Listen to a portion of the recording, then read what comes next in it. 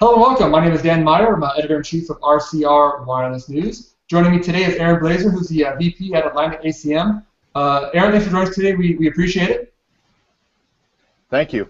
Good. Well, I know we're going to talk a little bit today about the wild and crazy world of small cells. Obviously, in the wireless space, small cells have been a pretty hot topic for a few years now, and I think we're still waiting for the big rush of small cells to come, but hopefully from you guys, I'm sure, I know you guys have done a lot of research on the topic and get some insight from you guys today on that topic. But maybe start off with, I guess, maybe a quick intro of yourself and perhaps of the company, maybe for those who don't know about you guys.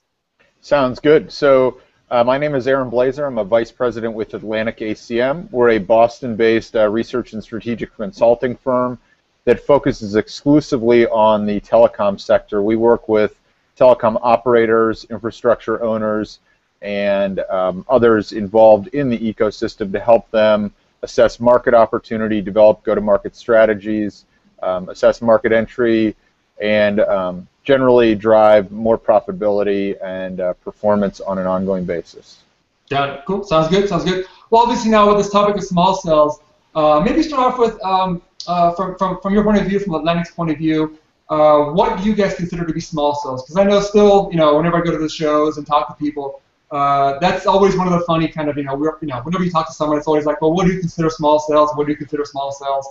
So let's get from, I guess, from your point of view, what do you guys consider to be the quote-unquote small cell market right now?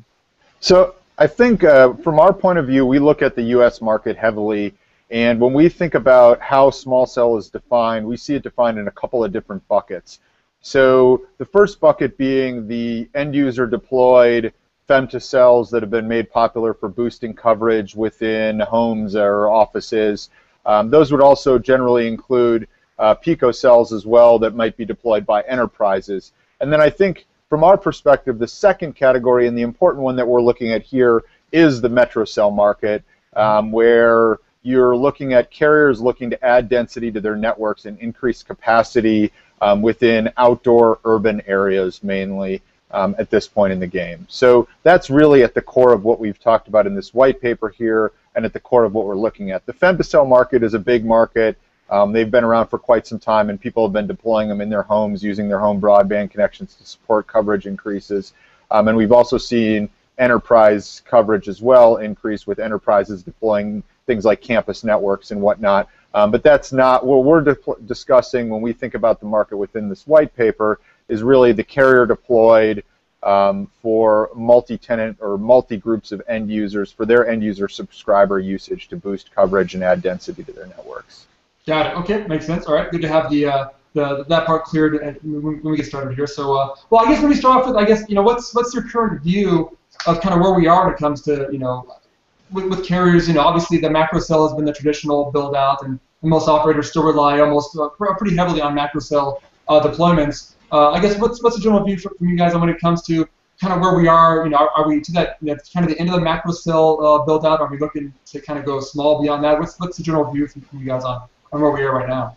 So I think the general view of where we are right now today is that the LTE market and the carrier build-outs of LTE, especially at Verizon or AT&T, are reaching sort of their initial completion stages. And so now we're at the point where we're seeing fill-ins being done or coverage boosts being done.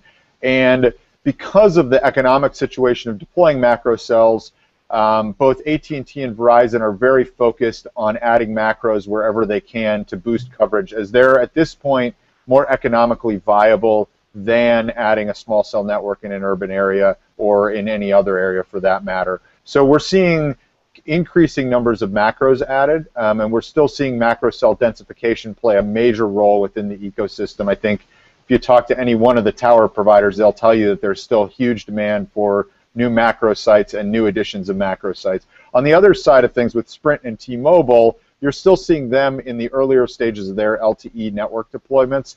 So the big focus there is, macro cells, new markets, density in existing markets, and really just getting that LTE experience turned up and ubiquitous across their footprint, so that they can really get back to the point where everyone's on the same page with regard to their coverage. Or as Dan Hesse would say, the sort of pardon our dust interruption is over. And so that's what I think you're seeing with those two carriers. So we sort of see them as a longer-term play, a much longer-term play with regard to small cells, although they've been quite vocal as well about talking for small cells and the eventuality of those playing a role in the network. So we see small cell in general in the very early innings, maybe even in the pregame warm-up if you want to use the baseball analogy, whereas the macro cell business is still in the 6th or 7th, 8th inning. You're still seeing macro cells added, and we believe we'll continue to see those added for the foreseeable 3 to 5 years down the road here as the density of macro cell sites plays a key role going forward as well. Yeah, well, that's an interesting point because it does seem like, you go to some of these trade shows and talk to some of the tower companies, and they are still very bullish on the old macro cell site market. I mean, it seems like, they've got wait lists and they've got contracts going out 12, 18 months to fulfill a lot of these deals, and it seems like that market is still got a lot of, like you said, it's still got some growth there. But the small cell market has gotten a lot of perhaps more attention, even though in the real world deployments, small cells are still very hit and miss here or there kind of situation. It does seem like there is perhaps a bit of a perception issue when it comes to the macro versus the small cell market out there. Yeah, I think macro is the here and now, and it's what's happening in the market today. I think one of the drivers for the macro side of things is, right, the search rings have gotten tighter because you're building these hyper-dense networks. So you're seeing tower companies still see pretty good demand and pretty good new opportunity there. But I think if you look 5 years down the road, you're going to need that density that small cells bring into the picture. And those are very, very micro ecosystems that you're standing up with regard to where you're standing up these small cell networks. So we view it as a very long-term play. It's not something that's going to be massively scaled in 2014, but it's something that we view as seeing scale and having a role definitely in the network over the long term as a result of what we see happening from an end user usage on both the data services side of things as well as a ubiquity of LTE that's required for voice over LTE, which is something that the carriers have long delayed, but is something that is coming. We are seeing some launches, but requires that ubiquitous network experience to really deploy. Yeah, you're right. It does seem like that densification is kind of the key right now. And again, when it comes to using more macro sites or even using different spectrum. I mean, obviously, in the case of Verizon, they're using some of their AWS spectrum for densification. A lot of the carriers, Sprint, for instance, is using a 2.5 for densification. So it does seem like there is a lot of runway, or still a lot of opportunities there for macro sites. But again, at some point, you're going to kind of run out of, it seems, the tricks in the bag there when it comes to macro, and the small cells are going to be the market's going to be there for small cells at some point. So it's at least so it seems. Yeah, and I think when we look at the market today, what's happening is you're seeing the operators go to the various vendors out there in the ecosystem and turn up tests. So they are developing that roadmap for how these things are going to launch. I think a lot of people looked at 2012, 13 as maybe the test year, but a lot of testing didn't really occur then. And we're seeing every operator out there doing some tests with the various vendors in the ecosystem to really get their formula right for how they're going to deploy these things, where they're going to deploy them. And so really 14 is a big test year, and the tests may even stretch into 15, I think, when you look at it. And that will really lock up those deployment models and figure out how this ecosystem's evolved and how it deploys. Because getting the deployment model right and the economics around that model right are really important. Yeah. Well, I guess maybe looking at the case for small cells. I mean, obviously, like you said, when it comes to densification and for carriers who are looking to add that capacity, perhaps in environments where there's a lot of congregation of users, sports stadiums, the general all those things that kind of been brought up in the past.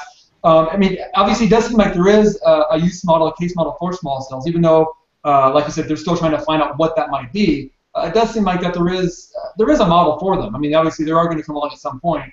It's just a matter of getting to that point where you can kind of, I guess, make the numbers match up and line up for the carriers on the bottom line, too. Yeah, and I think we're seeing probably the most scaled player with outdoor small cell deployments in the U.S. is Crown Castle right now as far as a deployment vendor.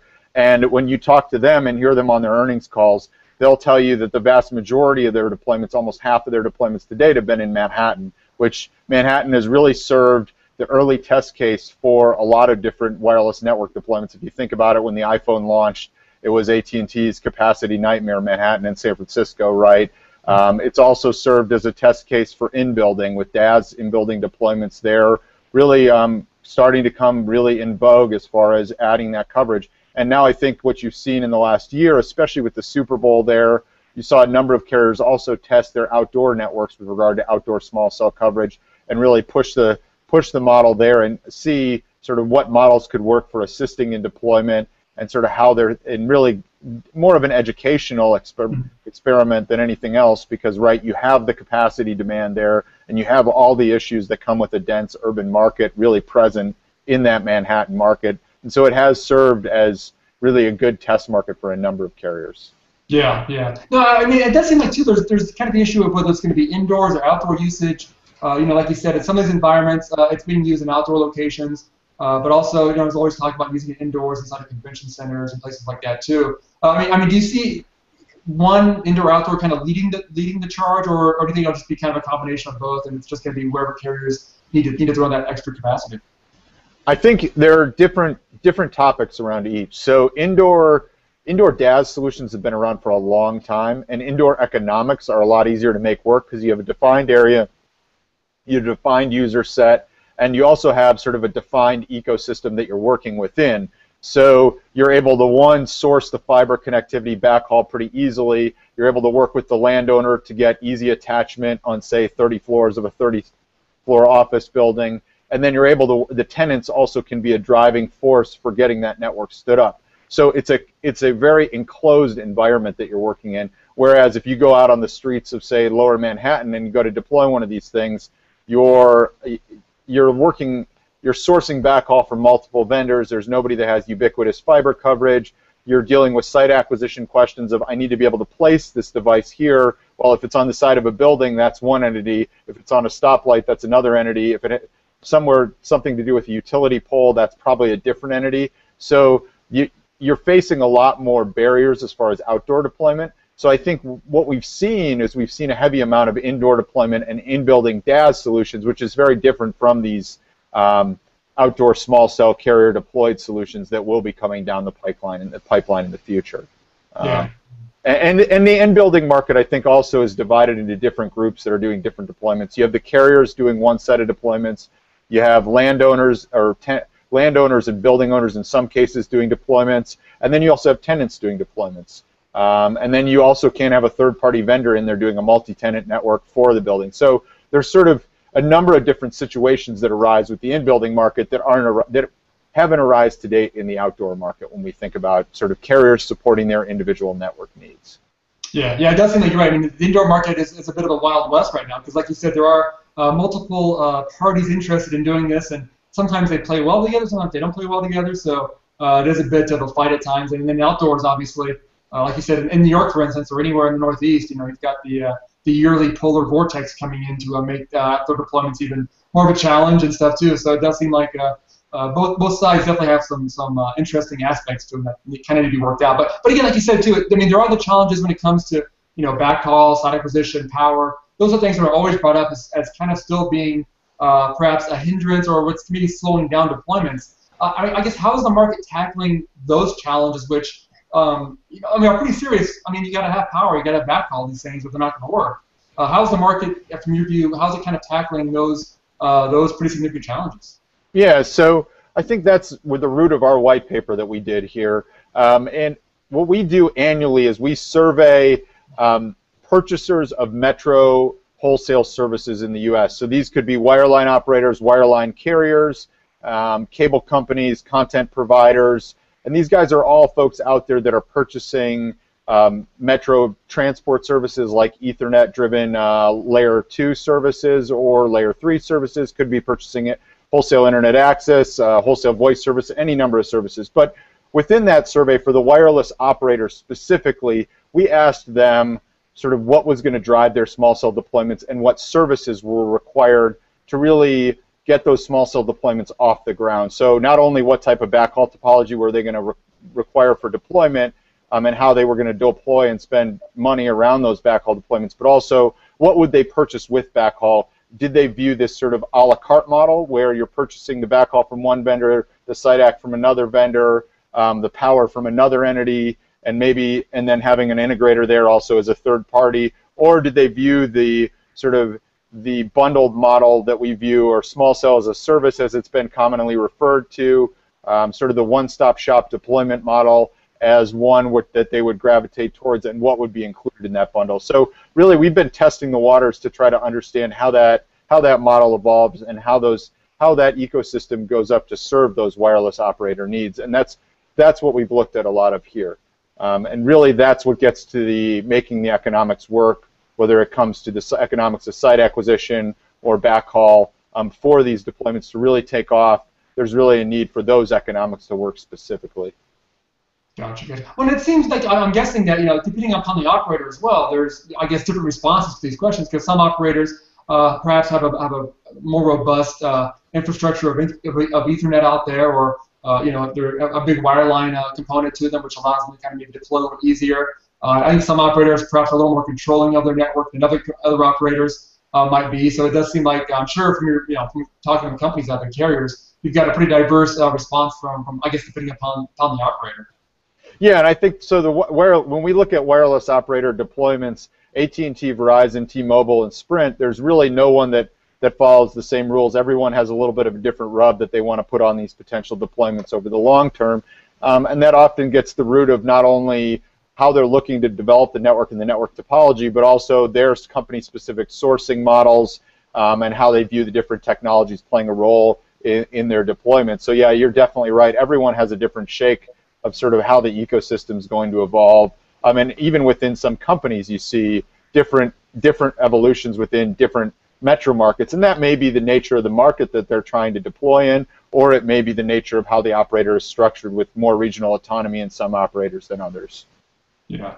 Well, now how do you see, I guess, the vendor community kind of approach this as well? Because it does seem like, like I said, the Crown Castle, they've been pretty aggressive when it comes to smaller cells and DAS from an infrastructure point of view, but also the traditional vendors, the Ericssons, the Nokias out there, Alcatel-Lucents, they've got a lot more aggressive in rolling out small cells, or at least in integrating small cells into their deployments. I've seen some changes there in how they've kind of approached this market and how they kind of go into their customers and working with the carriers when it comes to rolling out small cell solutions.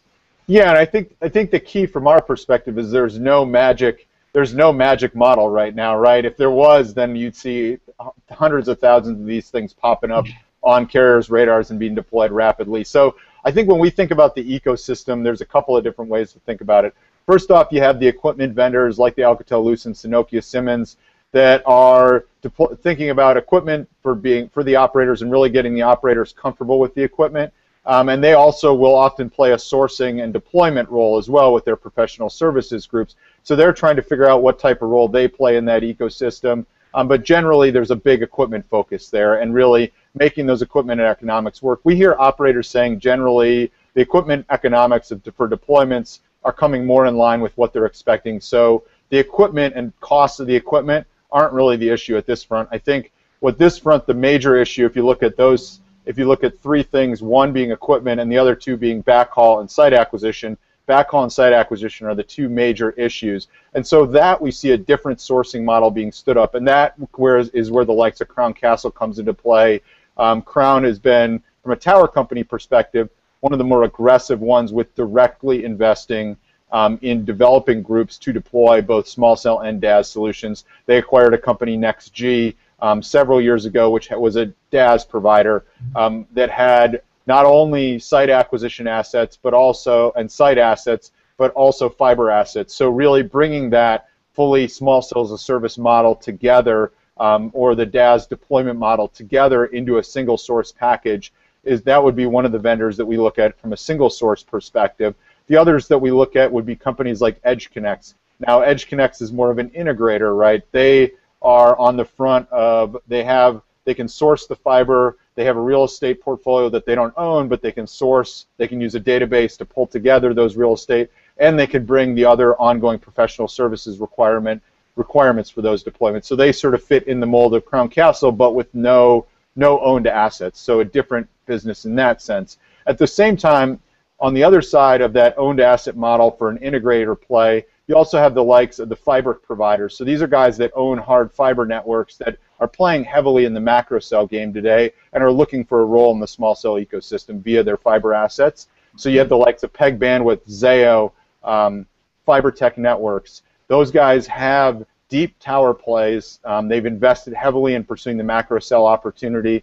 and now they're viewing small cell as one of the next opportunities for their fiber plays, and they're looking at it from a, we know we have the fiber network depth, we have X number of locations that are within a buildable distance of our networks, as well as we have rights of way, we have access to rights of way, we have strong local relationships with municipalities that could give us attachment rights. So they're looking at it from also bringing that complete end-to-end play, and thinking, you know, we can provide a small cell as a service play as well with our local knowledge and really leveraging that to get that site act done for the carrier, as well as deploy that backhaul connectivity for the carrier and power this thing. So those are kind of the three groups that are pursuing the more integrator model, the small cells or small cell as a service model, as we call it. They usually have one or two pieces of the puzzle that they can leverage to deploy better economics on a turnkey solution. On the other side of things, we see each participant with an individual solution pursuing an a la carte play in the ecosystem. So there are a number of fiber providers out there today that have deep fiber networks. You see the cable providers that have built out metro fiber reach to support their business services customers. They also have deep reach with their DOCSIS 3.0 footprints. DOCSIS is, in some views, being seen as a backhaul solution. So you're seeing the cable guys trying to play the backhaul game there. You're also seeing the ILECs looking at the backhaul game on the small cell side of things. You're seeing all the other fiber providers that are out there in the ecosystem looking at the backhaul play. On the site act side of things, I mean, you see all the traditional tower plays and site act companies out there. Obviously, this is just another piece of their puzzle, and if they don't have to bring the fiber to the table, I mean, it fits within their core competencies, right? So it really lies on the operator, whether the operator sees the business as one, sees the small cell economics working better from a turnkey deployment or an a la carte deployment, where they want to work with tower vendors or site act vendors on one side, fiber operators on another side, and equipment vendors on another side to source, or do they want that single model for sourcing the whole solution? Yeah, I guess, are you seeing carriers at this point lean either way on it, or is it just kind of dependent on a carrier-by-carrier basis? Kind of what we talked about in the past. I mean, previously, you know, the fact that some carriers just view it as a different model as opposed to other carriers. Well, I think that's sort of the multi-million-dollar question here, and I think where we are is we're in the testing phase. So I think what you're seeing is carriers try a multitude of these relationships in the ecosystem to say, you know what, let's do a test case in Metro X, see what my deployment costs around deploying 10 of these things via the a la carte model versus the integrator model. Do I have a or is it? How does that shake out? How do those economics look? And then go around and try to apply those on a market-by-market basis as we look to deploy these things. So I think 14 is really proving to be a test year. So not only are you testing the network topology and the type of backhaul being used and the type of site that this thing's being attached to, you're also testing the model for sourcing all those things, right? So everything is really in play at this point in time. I don't think there's no one magic model, and that's the neat thing about it, right? Somebody could enter this space with a really creative solution this year, and they could have 50,000 of these things deployed, 100,000 of them deployed in 3 years down the road if they can find one that makes sense economics-wise and a model that works for delivering the carriers the quality they're looking for while getting it to the cost they're looking for.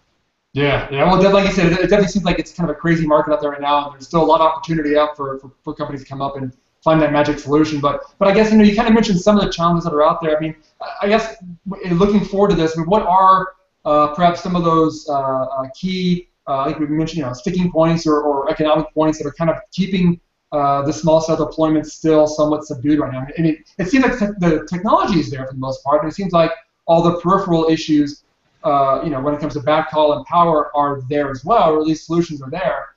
Is it just a matter of making the numbers line up, or what's that one big sticking point, or maybe a couple sticking points that you see that's kind of keeping this from being a 2014 thing and maybe more of a 2015, 2016 type of deployment schedule? Yeah, so I think it's purely a numbers game at this point. And it's a numbers game on both the site act side of things as well as the backhaul side of things, with the backhaul being the major cost component. So when we look at this ecosystem, really backhaul is the major impediment. So where can you source backhaul, and what type of backhaul can you source? So when we talk to wireless operators, 25%, they indicated that 25% of small cell backhaul spending would be derived from dark fiber backhaul. Well, finding dark fiber that's available in metro areas that's at these or close enough to where you want to deploy these small cells, and then at the cost you want to pay for that dark is an issue. Dark fiber isn't a ubiquitous solution that's available everywhere. For instance, ILECs historically have had a very no dark fiber type of policy. There's some regulatory issues there as well with if an ILEC starts selling dark fiber, but they're going to be the ones in every metro area that's going to have the density there for deployments. Cable operators also historically haven't done dark fiber deals. You know, we're seeing that tide begin to shift, but if dark fiber is going to be the backhaul technology, then you got to find people who have the density who can cover the sites that you want to deploy. On the other side of things, about 50% of spending will be for fiber-based Ethernet services, whether it be switched or dedicated Ethernet. And I think the other side of things there is the fiber that's going to deliver that Ethernet service available in the places you need to make it available. So there you have a little more luck because more operators, right, every operator out there that's playing in the macro cell game is doing lit services Ethernet, whether it be switched or dedicated to the cell site. You also have people with dense building footprints within metro areas of lit services available. So the density issue isn't as big there. It's a question of cost and how close you are to that density at this point with where you want to put that small cell down. So making those cost numbers line up on the backhaul side of things, whether it be dark or Ethernet-driven fiber solutions. On the other side of things, it's a question from a wireless operator perspective of, is it required that you deploy Ethernet-based backhaul or dark fiber-based backhaul, or could you get away with something that's less reliable? Right? Is this small cell network going to be the core infrastructure? Is it going to need to be completely resilient, or could you get away with maybe a DOCSIS, an Ethernet over hybrid HFC and DOCSIS-oriented solution to drive backhaul, which obviously opens up a lot more footprint? Or could you get away with a DSL solution even, or something leveraging the deep copper footprint or the deep HFC footprint that's been out there and been deployed by the ILECs and cable operators? So that's a question from an operator and topology perspective. Are you comfortable with those alternative solutions where you may not have the density of fiber or the availability of the fiber solution you're looking for? And then I think the other question is site AC, and can you get access to attach to the places you need to attach to? With super tight search rings for deployment, you're only left with so many options within these metro areas. So really it's a question of access, and then can you pay? It's not necessarily a cost question there, it's can you get access, I think, in a lot of cases. Yeah, I guess on that site acquisition side of things, I mean, does it seem like building owners, landowners, I mean, are they realizing that that they could be sitting on a potential, not a gold mine necessarily, but they're sitting in pretty valuable areas? And I think perhaps maybe 15, 20 years ago, it seemed like it might have been easier to put up sites, and because there wasn't quite that value perhaps attached to a site. Where now it seems like having a cell site somewhere is a pretty important thing to have for an operator for coverage and capacity point of view. So is site AC becoming more of an issue because landowners and building owners are perhaps playing a little harder with it because they maybe realize what they're sitting on?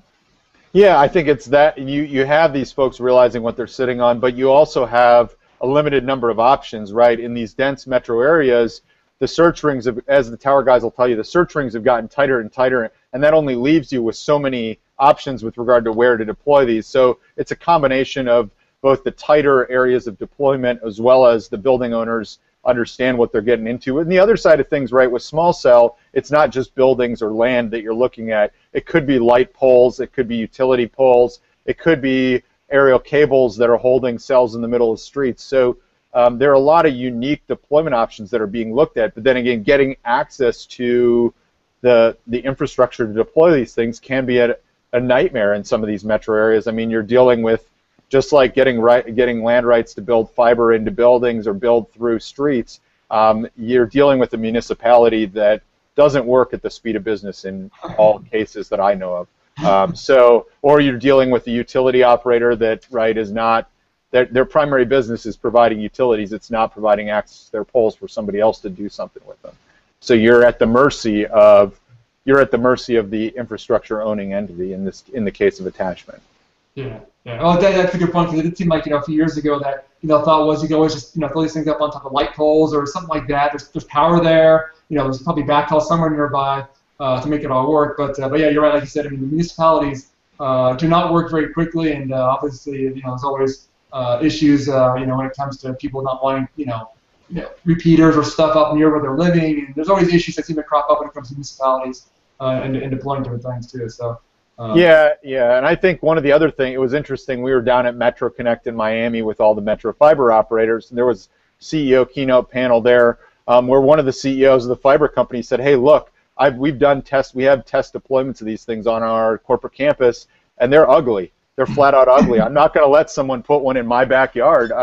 They just don't look good. So, I mean, it's even just comes down to that, right? It's not even a worry about technology. It's just sight on the street, if you're in a downtown center or somewhere where people, have that voice, they look at these things and they're like, that really wide light pole just doesn't make any sense and it looks terrible. So it's a matter of being able to fit these things in as well, and that just comes across with getting that municipality or owner of that infrastructure to line up and really work with you to do business. Yeah, I guess maybe that's the next challenge. I mean, I know in the past it's been about hiding macro sites that look like trees or whatever it is. I guess the next challenge will be trying to make small cells look like, I don't know, planters or something at least that people want to look at as opposed to some sort of piece of technology you put up on top of a cell of a light pole or something like that. So exactly. Make it look like a pigeon or something like that, maybe. Yeah, exactly. So, well, is there any spot before we kind of wrap this up? Is there any spot, or are you seeing any sort of a move when it comes to using a wireless backhaul? I know I've talked a little bit in the past to some companies, and there's still some dabbling when it comes to trying to use wireless, trying to use those upper bands. Moving their way for maybe small cell backhaul. Are you seeing much call for that yet, or is that still even more of a fringe type of solution at this point? I think we see a couple companies pursuing non-line of sight opportunities. So there are a number of venture-backed startups that are playing in that space. Out on the West Coast, Trivana Networks or Fastback Networks all have non-line of sight solutions that they're looking to get in play here with this opportunity as well as the sort of fixed broadband opportunity as well. So, I mean, that's something we see out there. You also still see people talking about microwave. One of the rips on microwave is that it's just more weight to add to whatever it is you're putting up in the air. So, I mean, people talk about using wireless network backhaul, but, when we talk to carriers and operators, I mean, there's the vast majority of folks in the market out there today are saying either lit Ethernet services or dark fiber services. So I think you see maybe, as I said earlier, I think 43% or 41% are looking at lit Ethernet services for their backhaul as a portion of their backhaul spend for small cells, and dark fiber at about 24-25%. So I mean, you look at that, that's almost two-thirds of the ecosystem from a deployment perspective, what they're expecting to spend money on. That does leave room for other solutions, and I think that thinking will evolve as people look to make the economics work. Got it. Okay. Well, I guess before we wrap this up here, maybe maybe a final conclusion from you. Obviously, the white paper you guys produced on this got some pretty good information on it that I'm sure we didn't cover quite all of it here. But I guess what are maybe one of the two things that you want to make sure we get out there when it comes to maybe the insight you guys found in this white paper when it comes to to kind of the small cell market right now?